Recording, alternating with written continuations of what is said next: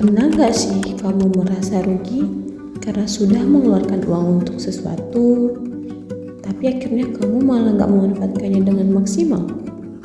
Misalnya, bayar langganan gym tapi jarang pergi, atau beli tiket tapi gak jadi nonton.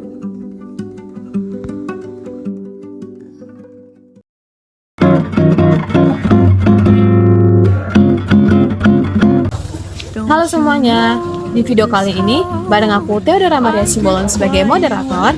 Kita bakal ikutin obrolan seru teman kita. Saya Jena Simorangkir. Saya Digi Pramamalus Tuku. Yang akan membahas dua jenis biaya, yaitu sunk cost dan out of pocket cost. Tapi gimana sih cara kita memahami kedua biaya ini supaya keputusan yang kita buat gak bikin kita rugi terus? Mari kita simak obrolan seru Jena dan Diki, bagaimana mereka saling bertukar pendapat dan belajar bersama supaya kita lebih memahami definisinya. Blah blah blah, oh how I wish you wake up.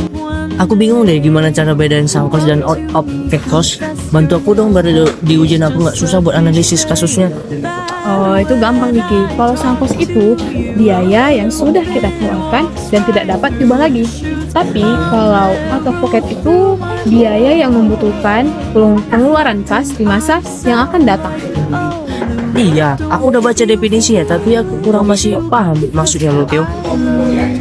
Gini Dedi, kamu pernah gak sih ngerasa sayang banget sama sesuatu yang udah kamu bayar, tapi ternyata gak kepake?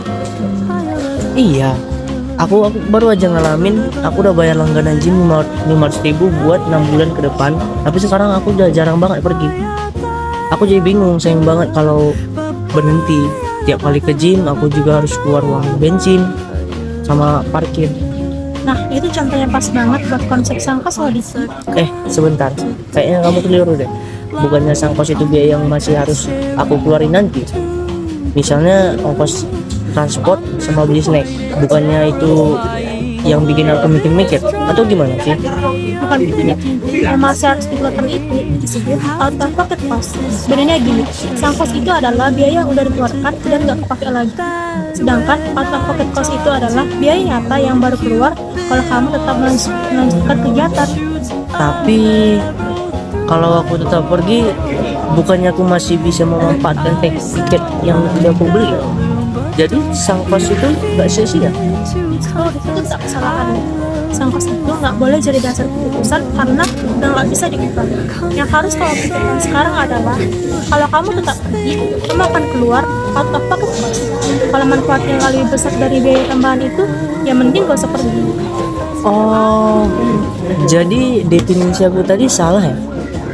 Sunk cost sama dengan biaya yang sudah keluar dan nggak bisa dikembalikan, sedangkan out of pocket cost sama dengan biaya yang dilibatkan keputusan sekarang di masa yang akan datang.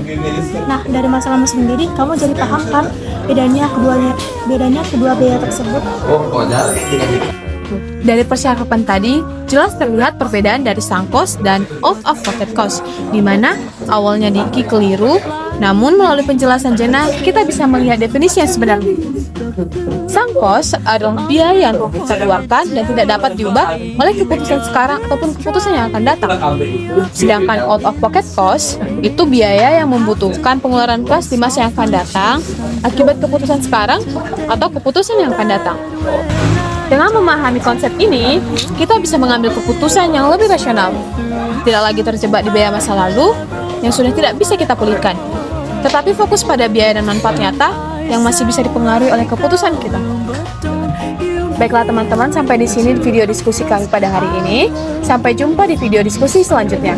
Terima kasih dan sampai jumpa. Confess I loved you, just thinking